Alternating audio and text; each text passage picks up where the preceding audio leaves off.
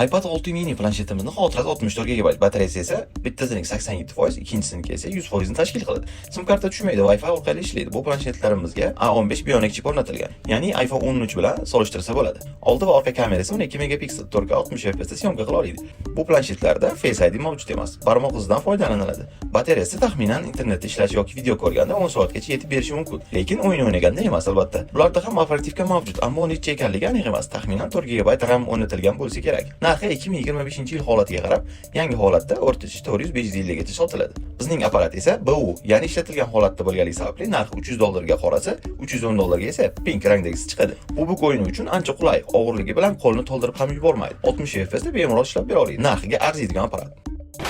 Xiaomi Pad 6s Pro 8 GB. Bu planshetimiz ichida Snapdragon 8 Gen 2 turibdi. Batareyasi 10000 mAh bo'ladi. 120 wattlik tezkor zaryadlash qurilmasi mavjud. Wi-Fi da ishlaydi, sim karta o'qimaydi. PUBG Mobile o'yini uchun 60 fps dan 90 fps gacha bemalol ishlab bera oladi. Xullas, Android planshetlarini eng monster vakillaridan desa ham bo'laveradi. Narxga keladigan bo'lsak, holatini inobatga olib $168 ga chiqib bera olamiz. Full complete korobka dokument zaryadniklari hammasi bor holatda.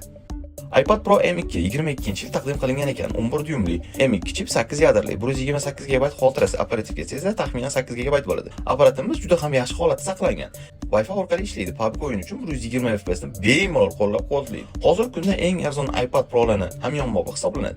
Mana shunday xarakterga ega bo'lgan planshetimiz narxi $550 ga chiqadi. Mana shu siz ko'rgan barcha apparatlarimiz haqida qo'shimcha ma'lumot olmoqchi bo'lsangiz, quyidagi nomerlarga telefon qilib so'rab bilib olishingiz mumkin bo'ladi.